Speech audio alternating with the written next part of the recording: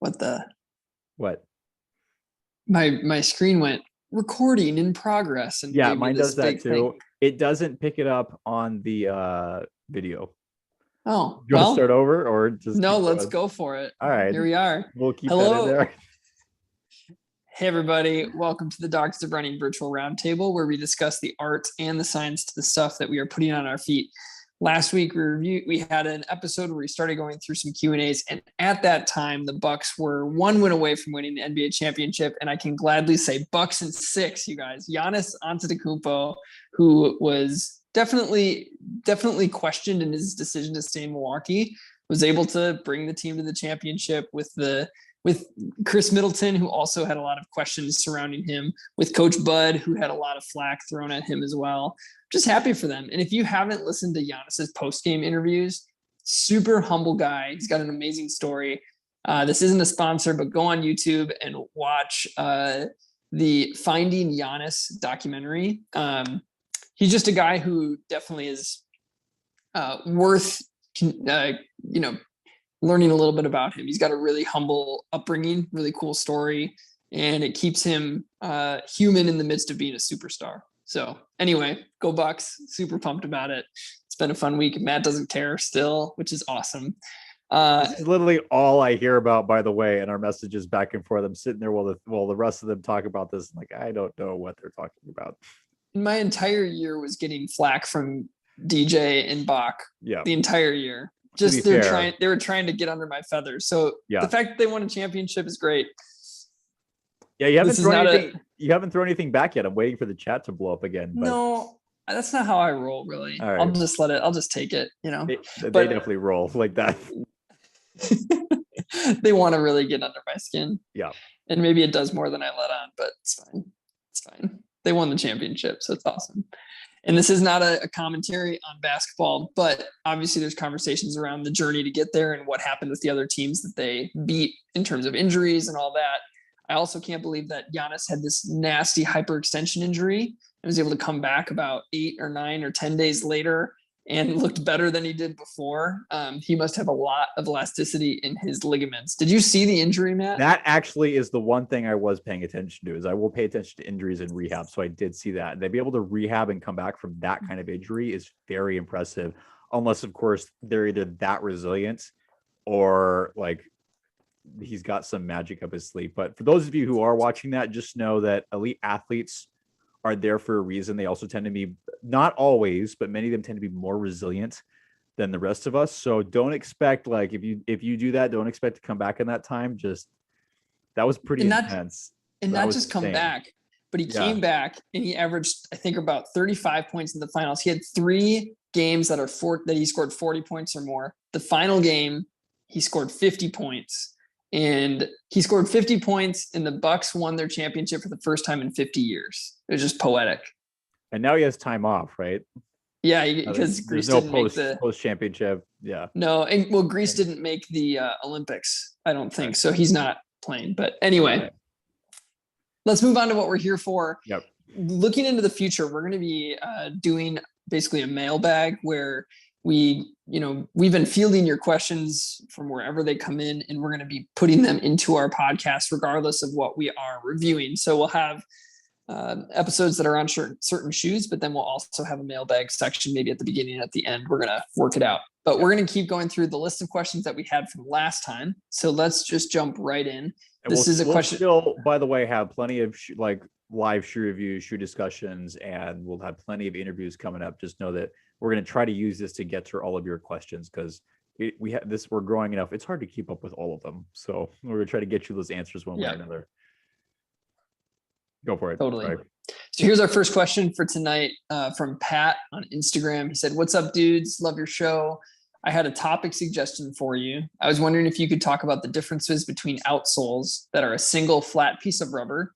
He says, example, Solar Boost 19. I also have one here in the Float Ride Energy Grow. So he says that versus outsoles that are composed of separate panels, each with different shaping and curvature. Example, Deviate Nitro was the example he used. He said, I have a vague intuition that the latter is more, quote, premium and more aggressive, quote, I think. but couldn't really explain why. I think that would be a fun topic for your show if you haven't covered it already. Thanks, fellas. It's a great question. It is And a yeah, great we have a question. couple examples here. Here's the single rubber outsole. This is the panels that you see in the Hoka shoes. Here's a different type of panel in the Rebel 2. We kind of got a combo pack here with the Triumph. Yeah, what do you got there? Razor XS. Yeah, Razor XS versus, again, the Deviate Nitro that I actually do have here is a good example. I think this is a great question. We've alluded to this and discussed this in minor various forms previously, but never actually tackled this topic. So Nathan, what do you think? Mm-hmm. We definitely, I think we both have some thoughts, but I'm gonna let you start. I'm curious to know what you think. Great. Yeah, I'm sure we'll bounce through a lot of different ideas.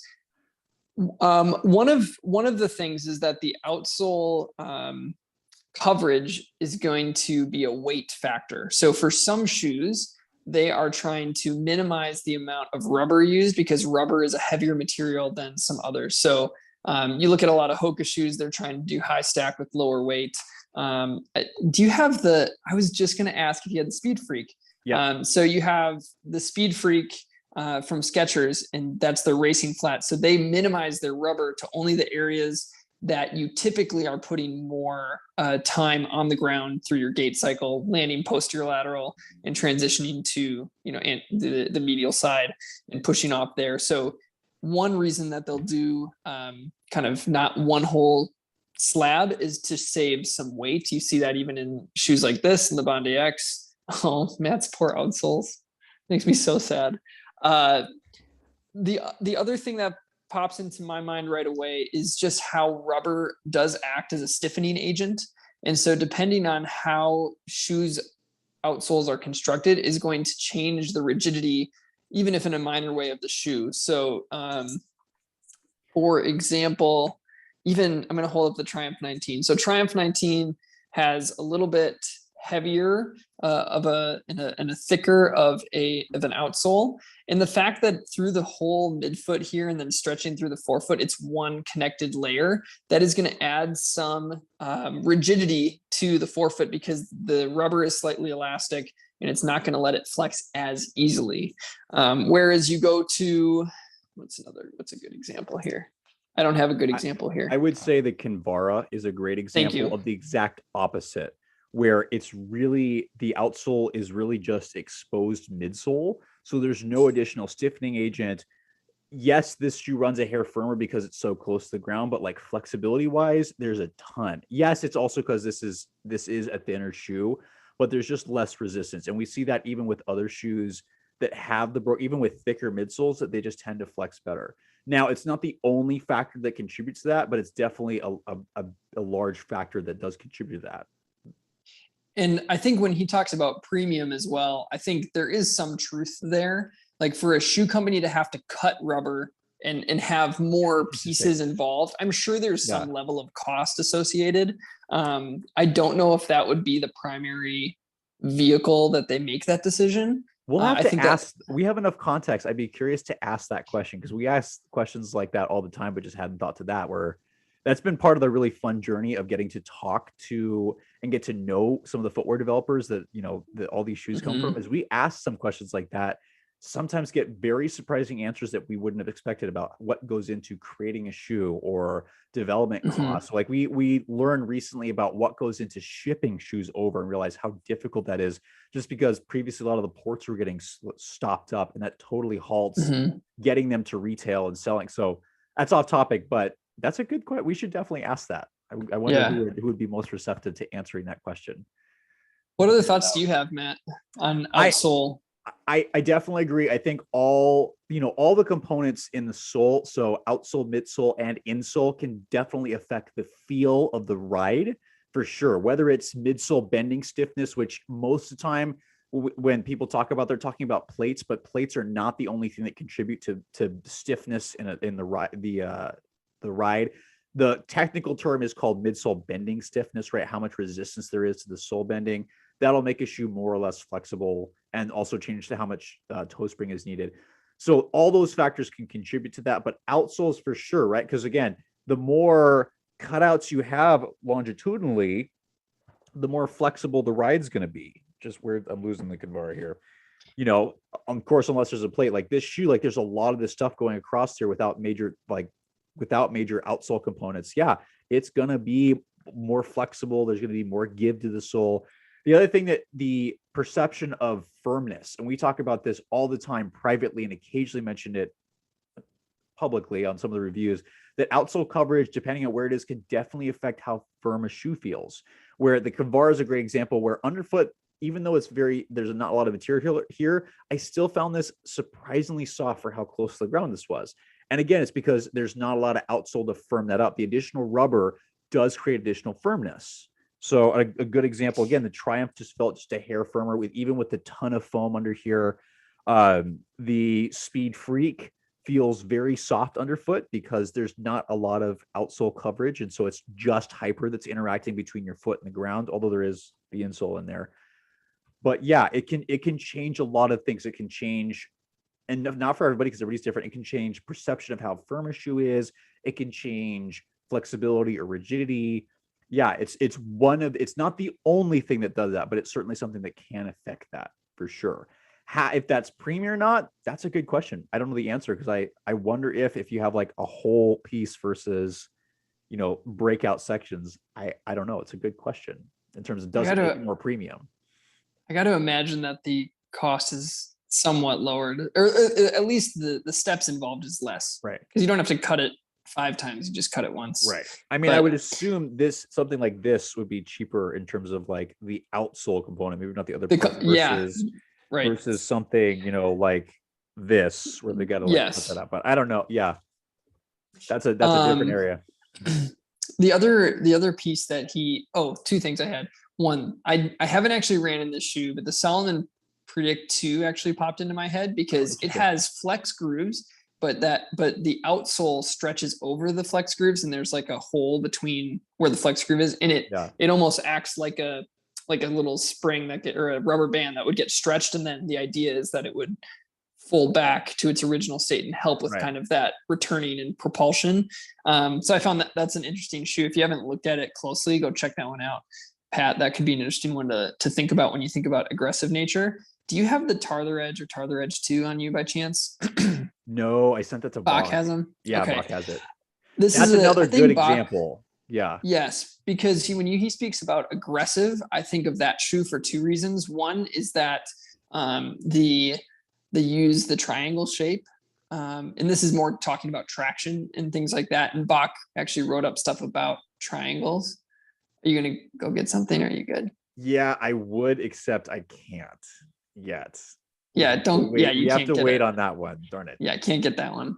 But it has the triangle formation, which is a strong structure in terms of not being deformed as it hits the ground. But similar to this shoe, the Rebel 2 from New Balance, the outsole on the Tarther Edge, which is more stiff and firm, stretches down this lateral side. So when you're propulsing through the midfoot, it gives a little bit of rigidity through there. So I do think that depending on how you shape your outsole, it can add to, quote, aggressiveness based on where the rigidity is. Matt, don't do it.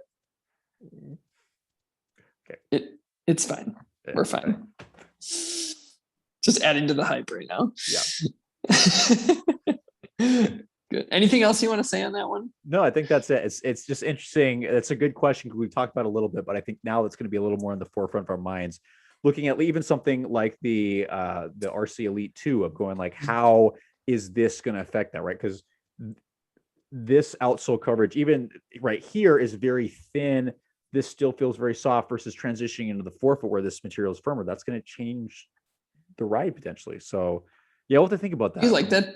Yeah. What? Do you like that shoe? I do, for limited use. Like it's a good long run shoe. I can't use it frequently because then I think because this, like, my foot is pretty locked in, so I don't have trouble with like foot and ankle. I have trouble at hip because the sole's so soft. I think I start like my pelvis starts dropping a little bit more. I get a little bit more internal rotation. And then I start stiffening up. Like I get both. Like I stiffen up initially and then I fatigue, and then it starts getting more motion. You feel like you stiffen at the knee and the ankle, and then your pelvic drop like comes in because you're stiffer there, and that's higher impact loading than through the pelvis. And so my knee That and would make ankle are sense. fine, but the hip starts to bug me because I'm like, I still have to work on my especially my hip abductors. So I think if I had solid hip abductors, I'd be fine, but I don't, and I have to keep working on that. So, Cool. but it's a great shoe for All like right. long distance stuff, and it looks cool. It does look cool. All right. Next question is from Gary on YouTube. He's asking, is there any similarity between the Adios 6 with the Endorphin shift? And if so, which would you choose? Love the shift, but also starting to enjoy Adidas. The Adi Zero Pro is one of my favorite shoes for workouts. And I'm trying to, for workouts and enjoying the Adios 6 now. Seen very mixed reviews, either really positive or really negative. So it really just, Matt, you get to answer this one because I haven't ran the Adios 6, but comparisons between that and the Endorphin shift. So what do you think? I think I think I may have answered this question online, but I think, and I don't know where my peers are at the moment. I think they're in the other room, but I think the Boston 10 is a far better comparison to the shift, and the Audio 6 is a totally different shoe. I think it would be better to try to compare the Kinvara and the Audio 6, but not the shift. The shift is much heavier. It's definitely a trainer, just like the Boston is heavier and is much more a trainer, but both of them have elements that allow them to pick up the pace. Like I've done up tempo workouts in the shift just because the speed roll and it just can get you moving a little bit. And the same thing with the Boston, I've been able to do tempos despite the weight of the shoe. So I don't think the two of them are comparable because the Audio 6 is really now the lightweight trainer of the group because the Boston got a lot heavier. The Audio 6 is was like 8.6 ounces. And it's 8.9, I think, in my size 10. I have to go back and look, but it's still much closer to the ground, much firmer. There is that torsion system in the forefoot. So it's not a plate, but it definitely creates a snappier ride. And it's just not the same. It doesn't have the same smoothness that I would expect from a trainer. It's a little more aggressive, definitely something I use for intervals. And yeah, I don't think the two of them are that comparable. And I think if you really like Adidas or you're liking that, I would say look at the new Boston is going to be far more comparable to the shift, in my opinion. Yep. Cool. One quick Boston comment. I should probably update a written review because I don't know how many miles I have on them now, but I've been using them for pretty much all my daily training. For a couple weeks and then I still pepper it in when I can because I do like it a lot for myself. But I think one of the changes that I'd love to see, the heel is because the shoe, I mean, let's not beat around the bush. The shoe is really, really firm. Yes. Like it's not soft. Like I was playing around with it more.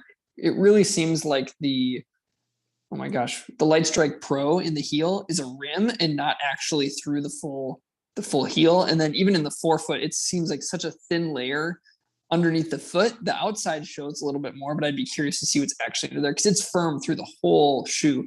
I think the most accentuatedly firm section is the heel because they put that plate and it feels like it's right under, like if you take out the sock liner and tap, it's like you're tapping on carbon. And I think that they should just bury that a little bit. It's stable enough where they could bury it. In our review, I mentioned that I think that shoe basically qualifies as a light stability shoe, just based on the plate, based on some of the way they set the shoe up. Like it's pretty rigid and stable. Something wide base. Wide base. The way the heel bevel is set up is very much laterally biased. Like for me, I can do almost anything in that shoe. I can do 15, 20 miles. I don't get fatigued just because it's pretty rigid. So almost. I like that shoe. Yeah, it works very well. A lot of people are going to hate it, but for certain people are going to love it. I think Nathan and I both found that we really like that shoe, but a word of caution because it's not going to work for everyone, and it's also totally different than previous versions. It's not even a Boston really to me, but whatever. In the trend of super soft foams like the Rebel 2, people will be like, why did Adidas even make this shoe? Whereas that's why our review is going to be probably one of the few like fully positive ones out there because you and I are the only guys on our team who got it, and we both prefer firmer riding shoes. Right. And so a firmer riding shoe with a little bit extra stack, just in the way that the rocker is very mild through the forefoot, present but mild. The rods are not carbons. There's some flex there. It just works really well for both of us. But a lot of people will not like this shoe. But that's why we do try to note, like, yeah, we like it, but not everybody's going to do that because everybody has different mechanics and shoe preferences. So yeah, I think I was so excited for it. I bought a pair first, not realizing that we were going to get sent a pair. And so I gave the extra pair to David, who's still he's also has a history with Adidas. We need to figure out I think he said he didn't like it.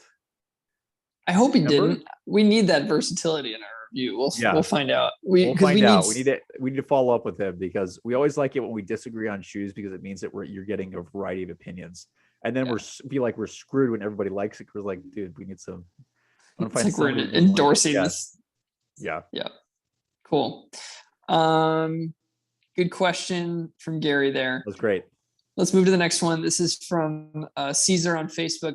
Which Hoka brand shoe would you recommend would you recommend is best for cushion, walking, and studying for somebody who works at a hospital? I feel like there's a couple other factors there, but we need to write up the best running shoes for walking. I've had that question asked me by so many patients recently and students, and like walking and standing. Yeah, because that's Nathan, I'm sure you're probably similar, but that's probably the most common recommendation I make is using my footwear knowledge to help people that aren't running. I treat a large number of people that stand daily, including a large populations of physicians, nurses, and PTs, OTs. So, in the past, it would have been a little bit more minimal, but I find that people just like having sometimes a little bit of arch support and some solid cushion on their feet when they're standing for long periods, especially on hard floors. So personal favorite, if somebody needs a little stability, I like the Arahi for that reason, just because there's a good amount of cushion there. It provides not like something that's going to push into your foot, but just a little bit of stability for those like especially when you're standing for 8-10 hours a day, it can be a little helpful. The Bondi is also another one that I like for suggesting for people that are standing for long periods. And you'll see that's the most common shoe I see on the street. Everybody and their mother is wearing the Bondi because it's comfortable. People like that cushion. And so it's very common. Nathan, what do you think? If you had to choose a Hoka model or even, I don't know if they're okay with something else. I'm curious to know what you think about that. Yeah. Sounds like they're asking about Hoka. Doesn't mean that we can't throw other options out there. Yeah. From Hoka, I think something that I would consider when you go look at your Hoka shoes is if you're using it for hospital work, Hoka does play around with full EVA outsoles, meaning no rubber. I probably wouldn't want to use that in the hospital in case you have like some fluid spills and stuff. So staying away from the Mach 4 or staying obviously agreed. Carbon X. I think I was literally going to say those two shoes. I think the Clifton and I've never gotten along with the Clifton from like a fit standpoint, but if you put on the Clifton and it's wicked comfortable, that would be another really solid option. But I was going to say the exact same too as you. I think the Arahi, the way that the foam is, it's not obtrusive, not very aggressive, doesn't really push on anything, but it does just, if you're standing there all day long, it's not going to like collapse on you. Whereas sometimes a softer foam compound can just get mushy by the end of the day. I just feel like it's a sweet spot. Yeah, you definitely got to find that sweet spot of going, just because something is ultra cushioned, don't think that's going to work. You need to find something that's honestly the most comfortable for you. And that's going to be different for each person. With rubber. Thing. Yeah. Just, you don't want to fall down in that. No, please don't do that. Gross. Okay. Did you do an acute care rotation, by the way, in PT school? Oh yeah. I worked in acute care for a year on the weekends. Oh, okay. Got it. Yeah. Yeah, dude. I said that those shoes after my acute, I haven't worked acute care after PT school, but when I was on rotation, like those shoes got burned as soon as I finished that thing. I stepped in so much stuff. Yep. That's the hospital for you. Gross. One other non-Hoka recommendation. Yeah. It's the non-Hoka, the More V3 from New Balance. I was gonna say more as well. what I like about it, it does have rubber coverage, which is nice. And it also has a really roomy toe box. So it can just accommodate your foot regardless of what's going on. If you're, if you're standing all day long and you do start to swell by the end of the day, it does have more accommodation than the Hoka's do in general, unless you get a wide version. And I'd suggest the more V3 specifically. The previous ones were a little bit firm, so you may not like that as much, but the version 3 was really good. Really good shoe. Okay, this is our last question. Really? Wow. Yeah. We went through a lot the first time. Forgot about So that. this is our last one for the day. This is from Anthony on Instagram. And I have a question for you after this too, Matt. Sweet. How does the Magnify compare to the Nova Blast 2 and Invincible Run for versatility? Oh, that's a good question. Did you run Nova Blast 2? Yes, I did. You didn't get along with it, right? Because I could understand why people would like it. It was just too unstable for me. Yeah. Like I definitely started getting some Achilles problems from running in that just because it was so unstable. But I can definitely understand why people would like that. Cool. All right, you can go ahead. Actually, I put another 15 miles on this thing this morning. I was supposed to run a different shoe to get miles, and I'm like, I like this shoe. So I've got like the Magnify. Yeah, I think I've got like 120 on these right now. Can I see your outsole? This is the left side, actually. That's really good. Yeah, for me, this is insane. So there's a lot of rubber there. Yeah, all kudos to Puma on this. Versatility. Like, can you do workouts in it? Or like how fast, how slow, how long, how short? This shoe is like, for me, has been like, I can take it any distance. Recovery run, long run, easy run. It's the shoe that I grab. I haven't tried workouts in it. I think the foam, I love the nitro. The nitro is probably like one of my favorite injected compounds. I really enjoy it, especially in this one. I haven't tried workouts in it. I've tried some up-tempo stuff. It wasn't the greatest ride I'd ever had, but it was doable. So I think it might be a little limited for workouts. I would definitely rather have something else. I mean, the DV8 Nitro Elite is a go-to shoe for me for like racing and workouts. But would you rather? Yeah, would you rather work out in the Magnify or the Invincible Run? So that's not a great question because I hated the Invincible Run. Like it just. And I'm going to try to view this from somebody else's perspective because my mechanics did not work with that shoe. For those of you interested, I did put up a video of why it didn't work for me. It'll probably work for a lot of other people. So it's basically a question of like weight and then the Zoom X. And I know people that have done very well in the Invincible Run where it is very cushioned and the Zoom X, you can pick the foam up or pick the pace up. I've also heard people say it was too mushy. So I think it's going to depend on the person. I think for me, this shoe to me is far more versatile than the other ones. I can do almost anything in this where my mechanics, I am very limited by what I can do in the Invincible Run. Like I wasn't able to run that far before I actually started having like nerve symptoms and pain. So I couldn't do that. And the Nova Blast 2 was like, I can see why people like it, but it just wasn't stable enough for me. So personally, Magnify was good. Magnify? Why do I keep saying Magnify? The Magnify for me personally is the most versatile. I think though that weight wise, you might be able to get some more workouts in on the Invincible Run. Yeah, what do you think? Because go for it. Okay. And so the Nova Blast worked for me. So I did not run in the Invincible Run, so I can't go there. But both the Magnify and the Nova Blast worked for me from a weight perspective. Weight feeling perspective, especially Nova Blast could definitely pick up the pace more. For me, I think that shoe has more versatility on the speed end. It also has enough friendly cushion for long runs, and it was my favorite recovery run shoe. There's one that might be coming in there for my favorite this year, but that's my favorite so far this year for just going out and slogging around. Actually, I have 3 that are competing for that spot right now, but Nova Blast 2 is in that conversation, which I think just says the Nova Blast 2, if it's stable enough for you, if you have the mechanics that work with it, it can really go long. There's enough cushion. It can go quick. It's light and bouncy enough. And it can go slow and chill because it's soft. So it kind of bridged all of those.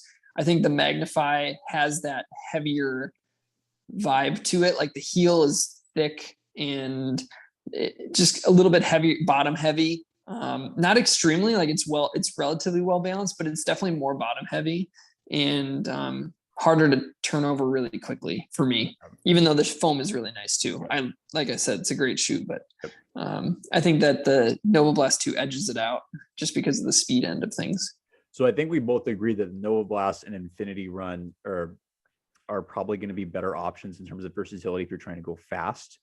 But I think that, each shoe has a very specific purpose. So this one in particular, this is for mileage, right? And it does it really well. It's my go-to shoe right now. Yeah. But if you're looking for versatility, I think either Nova Blast 2 or Invincible Run is probably going to work a little better for you.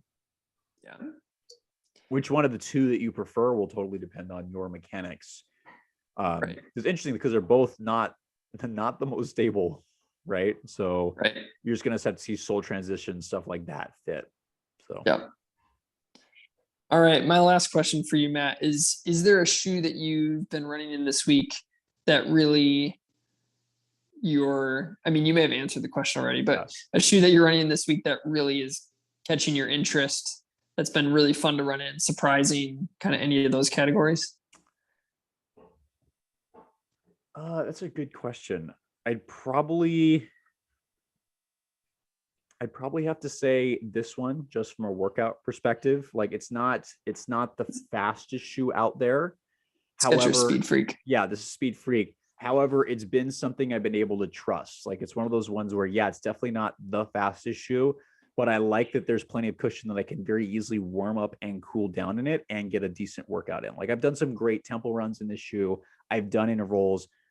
Cool down warm-ups are totally fine. Like I grabbed this over other shoes to cool down in. So I think that's been good. The only challenge is like I just destroy these outsoles. So that's what happens if you have exposed outsole or exposed hyper. Yeah, I'll break it. But I'm really enjoying this one. It's been standing out to me for sure. Yeah. Cool. What about you? Is there anything particular for you? I pulled out some last year models this past week, plus one that I'm just really delayed on reviewing. I did my long run in the Endorphin Pro. I don't know why, but I just looked at it. I'm like, that's what I'm supposed to wear today. And so I did that, and it was a downpour, like wicked downpour. It was super fun, but, which was, that shoe is definitely going to be my marathon shoe. That's sweet. So I'll probably run in the 2. I do like the fit of the update better. It holds my heel better, like very noticeably, but otherwise they run the same. So I'll definitely, that seems to be my marathon winner. Nice. But I think the shoe that's been surprising me the most is actually the Rebel 2. Wow. I think what, our team's talked about it, and, all the reviews are out from everywhere. And a lot of it's, it's the speed day trainer, lightweight kind of thing. But I've loved it for just going out and going slow, like a very easy day run. And I'm very surprised because I don't like soft shoes. You and I have kind of talked about this a bit, but this shoe that still works for me, even though it's wicked soft, one of the softest foams. But yeah, I've really enjoyed it's flexible. Feels like it lets my foot do what it needs to do. And it's just nice to have a shoe like that in the rotation right now. So I guess it's been a little bit surprising that I've liked it for slower runs, and then I do strides in it afterwards and stuff. And that's been good. So yeah, I was definitely surprised when this came out. Like, again, I had the same experience where I don't usually like soft shoes, but it surprisingly works very well for me for shorter runs, and I can do more than I thought I could in it.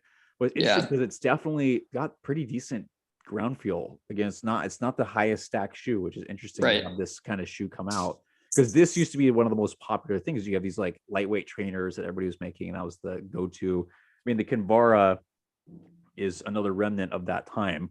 So interesting to have one of these come. I know there's a previous version, but I think you're just trying it was really surprising that how well it worked, I think, for each of us. Right.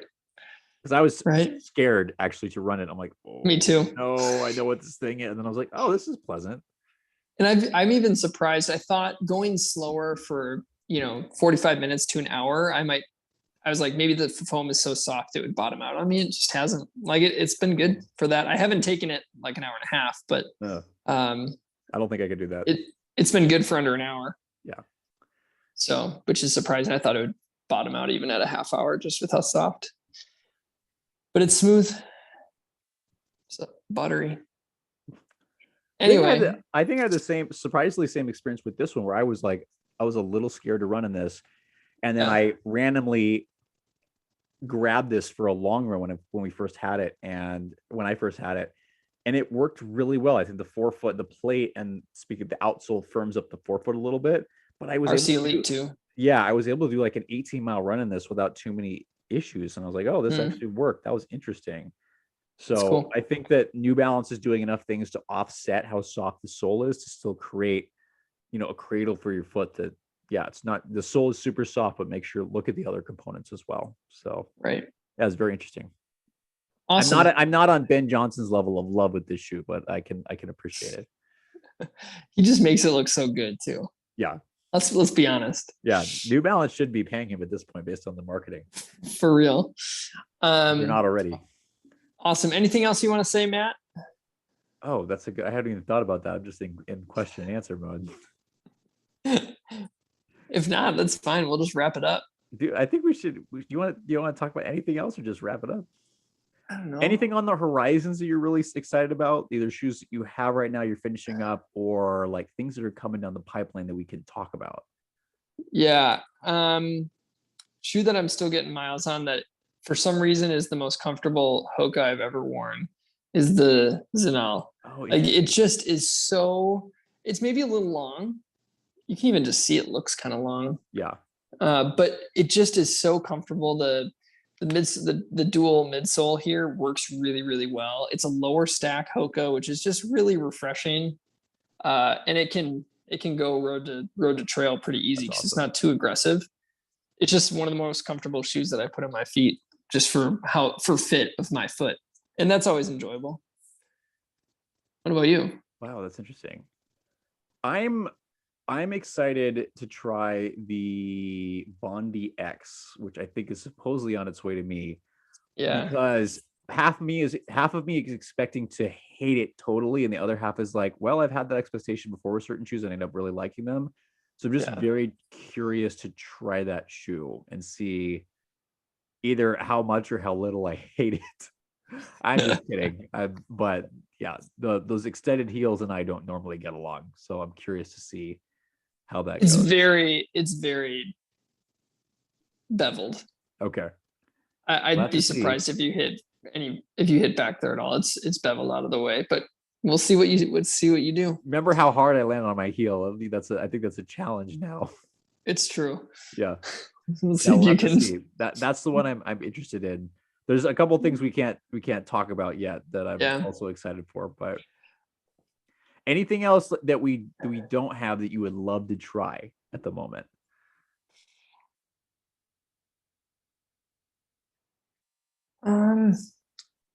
No. I've been so pleased to run in the same shoe for a couple weeks.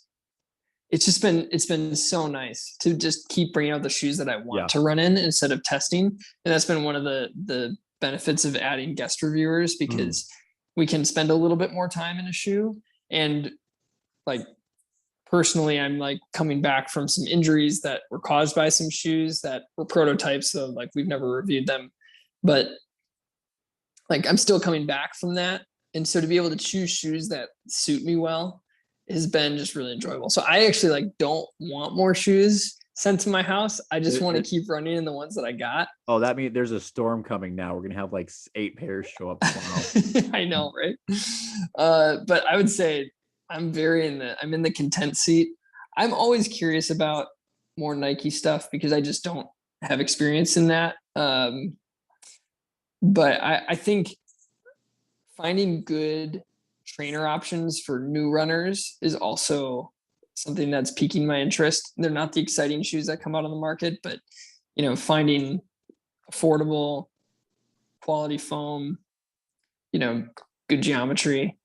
I think that is the Magnifly. This is such a pleasure to run in. Not trying to run it faster, but like. Yep. I think that's been an enjoyable thing. I feel that way. You didn't get to run in the Velocity.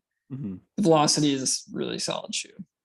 I feel like one of you guys said it was like solidly boring, and I was That's like, I don't know what that means. Oh yeah, okay. It's like one of Bach's favorite shoes this year, but he thinks it's so boring. But I'm still trying to understand it completely, but well, good. But this is that's everything that we got for today.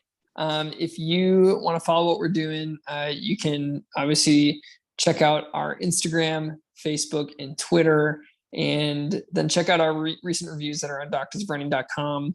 Doing all that stuff does help, support the work that we're doing. We have some of our favorite gear, maybe some of the stuff we mentioned in this will be linked below.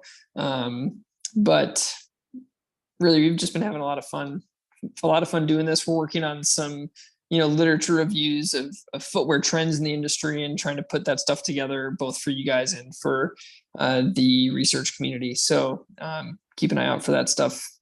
Probably that stuff will take like a year though, probably. Yeah, but that's how that goes. So just be patient, and there should be some helpful and in-depth stuff coming out. I'm also working on stuff about how tissue injury occurs, kind of digging deep into things like stress, strain, envelope of function, looking at the kind of biomechanics of individual tissues, like how do tendons, what's the makeup of tendons? What does that mean for how they deform with activity? Same for ligaments, same for cartilage, same for bone.